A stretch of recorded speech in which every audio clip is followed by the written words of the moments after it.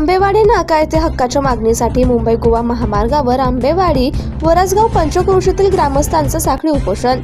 राष्ट्रीय महामार्ग 66 मुंबई गोवा महामार्गाच्या अन्यायी मनमानी कारभाराच्या विरोधात आंबेवाडी नाका येथील उड्डाणपुलाच्या सुरू असलेल्या कामाबाबत तसेच ठेकेदाराच्या मनमानी कारभारावर नाराजी व्यक्त करत सोमवारी 5 जानेवारी रोजी साखळी उपोषण करण्यात आले।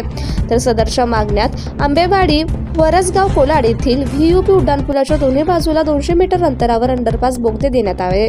सर्व्हिस रोडचं काम आजपर्यंत पूर्ण झालं नाही, ते काम पूर्ण करून देणे, गटारावरील झाकणे बसवून देणे, तसेच येथील नागरिकांचा अत्यंत जिव्हाळ्याचा प्रश्न म्हणून सदर अंडरपास पेन, नागोठाणा, लोणेरे, महाड येथे ठेवण्यात आले आहेत। मग आंबेवाडी, कोलाड, वरसगाव या ठिकाणी न ठेवल्याने आमच्यावरच अन्याय निर्माण होत आहे। तर कोलाड नाक्यावरील मोठी बाजारपेठ असल्याने असंख्य नागरिक तसेच प्रवासी इथून रात्रदिवस प्रवास करत असतात। तर उड्डाणपुलाच्या कामात 2 अंडरपास मार्ग ही गरज असल्याने सरकारचं लक्ष वेधण्यासाठी हा लाक्षणिक उपोषण आंबेवाडी, कोलाड, वरसगाव पंचक्रोशीतील सर्व जागरूक नागरिक या ठिकाणी केला। आज आपण साखळी उपोषण का करतात, नेमका अन्याय काय झाला आहे? विषय असा आहे, गेली 2010 वर्षापासून या ठिकाणी राष्ट्रीय महामार्ग 66 हवे नंबर काम सुरू होत आहे। ते सुरू होत असताना अनेक ठिकाणी अडचणी निर्माण झाल्या। लोकांनी स्वतःच्या जागा, जमिनी, घरदारं तोडून दिली, कुठलाही व्यक्ती आला नव्हता। पण परिस्थिती अशी की आता ह्या पंचक्रोशीमध्ये म्हणजे संपूर्ण कुडलीपासून, टोकापासून ते इंदापूरपर्यंत, टाटाव एरियापासून ते नागोठणे एरियापर्यंत हा राष्ट्रीय महामार्ग आहे। हा इथं रहदारी लोकांची आठवडा बाजार इथं भरतो। आठवडा बाजार भरत असताना ते शासकीय दवाखाना आहे। शासकीय दवाखाना असताना तिथे ग्रामपंचायत कार्यालय आहे। ग्रामपंचायत कार्यालय असताना तिथं अंगणवाडी आहे। अंगणवाडी असताना बालवाडी आहे। हे सगळ्या गोष्टी करत असताना तिथे ज्येष्ठ नागरिक आहे। अशा गोष्टी असताना आमचं एकच म्हणणं आहे, आम्ही साखळी उपोषण करण्याचं कारण हाच आहे की आम्हाला अनेक वेळेला आम्ही पत्रव्यवहार केलं, कुठल्याही ग्रामपंचायत जनसुनावणी केली नाही, ग्रामपंचायत इथल्या स्थानिक लोकांना विश्वासात घेतले नाही। त्यासाठी आम्ही या ठिकाणी साखळी उपोषण करतो आणि राष्ट्रीय महामार्ग नॅशनल हायवेला पत्रव्यवहार करून सुद्धा त्यांनी कुठलीही दखल घेतली नाही। आपण पत्रकारांनी अनेक वेळेला तुम्ही उपोषण केलात आणि निषेध केलात, तर त्यांनी काही दखल घेतली नाही। कुठल्याही प्रकारचं हे राष्ट्रीय महामार्ग नॅशनल हायवेनी कुठलाच आम्हाला लोकांना, इथल्या स्थानिक लोकांना कुठला विश्वास घेतला नाही। आमची मागणी हीच आहे की छोटासा बॉक्स लोकांना आमचा माहीत असेल, माहीत असेल छोटासा असं ॲक्सिडेंट झाला असेल तर आम्हाला छोटीशी वाहन ॲम्ब्युलन्स जाण्यासाठी आम्हाला छोटासा बॉक्स पाहिजे, यासाठी आम्ही मागणी करतो आहोत। तर अद्यापपर्यंत ती मागणी मान्य केली नाही। अनेक वेळेला राष्ट्रीय महामार्गामध्ये तटकरे साहेब 3 वेळा पाणी करून गेले, तिनं आम्ही करतो म्हटले, काही झालं नाही। दुसरे आमचे राज्याचे बांधकाम मंत्री आपले वीरेंद्रजी राजे वालते, ठीक आहे म्हटलं आपण काय करायचं करू, इथे आम्हाला रुंदीकरण पाहिजे, ते सुद्धा नाही केलं। अजून एक ब्रिजचं एक बॉक्स पाहिजे, तो पण केलं नाही, ठीक आहे। तरी पण आम्ही म्हटलं जाऊ द्या, कसं आहे होत असेल करू करून आम्हाला भूलताबा करून आतापर्यंत कुठल्याही प्रकारची आमची मागणी मान्य केलेली नाही। आणि जनतेचं शेवटी जनता आहे, जनतेने अनेक वेळा उपोषण केलं, सगळ्या गोष्टी केल्या, पण त्यांनी कुठली गोष्ट मान्य करणं आम्ही आधी उद्रेक केलेला नाही। आम्ही त्यांचा कामाचा कुठलाही उद्रेक केला नाही, काम थांबवलेलंही नाही त्यांचा। तर आमची परिस्थिती निर्माण अशी झाली की आता आम्हाला घर आणि घाटचा परिस्थिती झाली की इथं उपासमाराची पाली आलेली आहे की जाण्या येण्यासाठी रस्ता राहिला नाही। एखादा जर तिथं मैत न्यायचं असेल तर आम्हाला भिडा पाठवून वलचा घालून इकडे मशीनमध्ये जावा लागतो। एखाद्या दवाखान्यामध्ये ॲक्सिडेंट झाला तर दवाखान्यात जायचं असेल तर आम्हाला 1 किलोमीटर फिरून यावं लागतो। ही आमची मागणी आहे।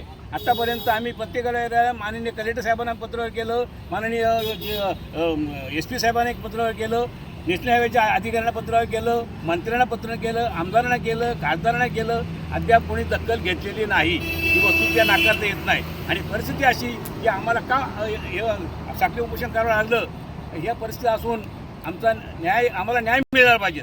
आम्ही आत्तासुद्धा काल हायकोर्टामध्ये अपील दाखल केलेलं आहे, त्याचीसुद्धा आता आम्हाला माहिती मिळेल थोड्या टायमानी।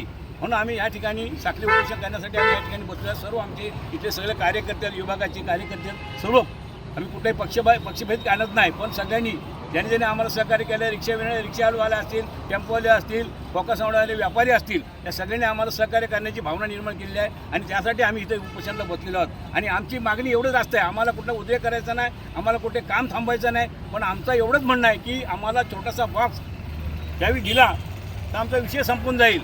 पण ते अद्यापर्यंत कोणी कानाडवाला कोण करतच नाही, लक्ष देत नाही, दुर्लक्ष करतात।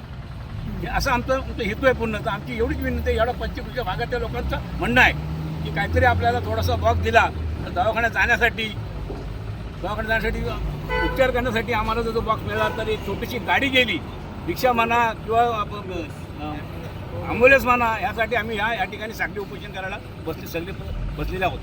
तर 1 किलोमीटर त्रास होतो, 1 किलोमीटर त्रास होतो, 1 किलोमीटर फिरून यावा लागतो. मग वरसगाव असो, आंबेवाडी असो, या या भागाच्या पट्ट्याचा विषय असा आहे की तो इथून या अंडरपासपासून त्या संपूर्ण त्या कॉर्नरपासून त्या वरसगाव फाट्यापासून आम्हाला इथे यावं लागतो.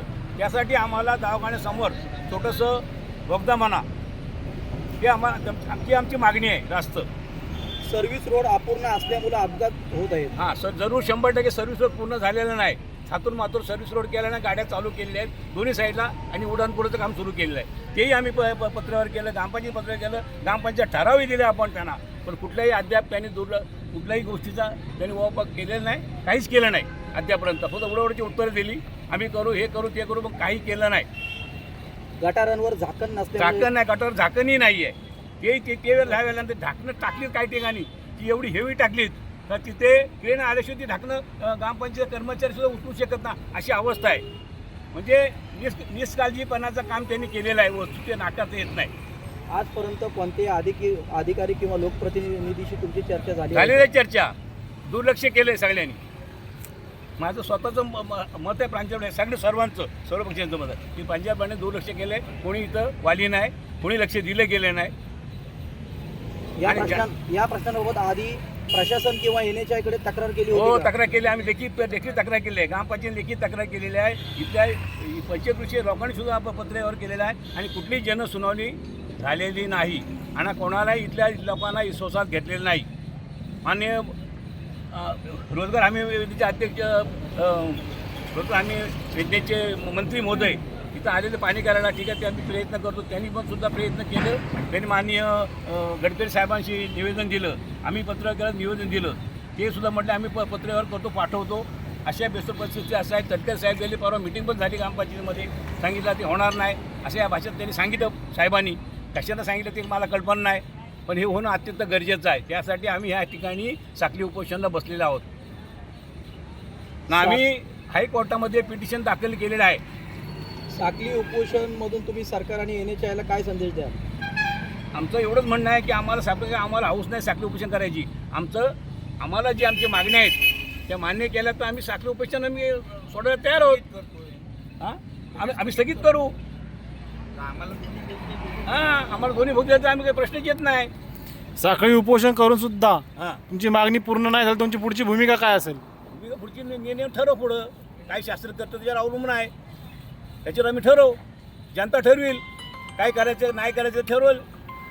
शेवटी जनता जाणार नाही, त्यांच्या हातामध्ये आहे. बघू काय करायचं ते ठरव.